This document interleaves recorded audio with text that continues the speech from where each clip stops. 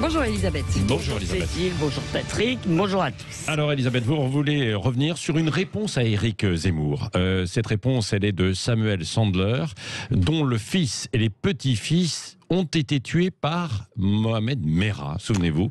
Et il s'adresse donc à Éric Zemmour dans le journal, à travers le journal Le Monde. Oui, alors c'est le Samuel Sandler est le père de Jonathan, 30 ans, le grand-père d'Arié, 5 ans, et de Gabriel, 4 ans, qui ont donc été assassinés en octobre 2012 à Toulouse parce qu'ils étaient juifs.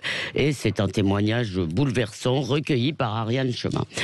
Zemmour observe dans son livre que les victimes de Merah ont été enterrées en Israël et l'assassin en Algérie. Voilà ce qu'il écrit. Les anthropologues nous ont enseigné que l'on était du pays où on est enterré, assassin ou innocent, bourreau ou victime, ennemi ou ami, étranger avant tout et voulant le rester par-delà la mort. Alors Samuel Sandler ne parle pas de sa douleur, il ne nomme jamais l'assassin. Il parle de sa grand-mère, Pauline Walter, et il dit qu'il aurait aimé qu'elle puisse être enterrée en France. Elle a été déportée en 1943 à partir du Havre, elle est donc morte en Pologne. Il évoque aussi sa sœur aînée Léa, morte il y a quelques années. Pendant la guerre, elle était réfugiée à Limoges, en zone libre, et elle avait gagné un concours national de rédaction. Voilà ce qu'écrit Samuel Sandler. Léa Sandler est arrivée première, mais on ne pouvait pas consacrer une petite juive allemande, elle a été déclassée. Le voilà, le fameux patriotisme de Pétain. Donc Samuel Sandler répond à Zemmour sur Pétain. Il ne lui répond pas directement sur le parallèle qu'il fait entre Merah et ses victimes, comme s'il ne voulait pas livrer à la polémique la mémoire de son enfant et de ses petits-enfants. Oui, Elisabeth Lévy, que dire de ce parallèle? Alors moi je crois que Éric Zemmour n'aurait pas dû écrire les noms des victimes et de l'assassin dans la même phrase. Mais il ne les met pas sur le même plan, amis, ennemis, bourreaux et victimes, ce n'est pas pareil. Il ne fait pas une assimilation, bien sûr.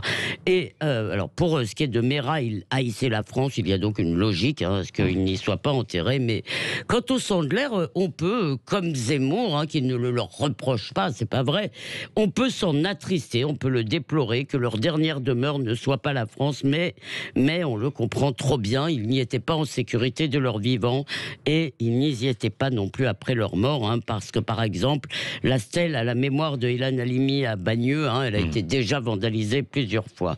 Et pendant des années, vous savez, il y a eu ce refus de voir l'antisémitisme arabo-musulmans, et beaucoup de juifs sont partis à cause de ce déni. Pas parce qu'ils avaient cessé la France, parce qu'ils se sentaient abandonnés par elle. Alors on peut partager la version de Zemmour pour le pathos, pour la sensiblerie, mais il ne faudrait pas que cela justifie l'insensibilité. Merci, le regard d'Elisabeth Lévy. Lévy sans interdit, chaque matin à 8h10.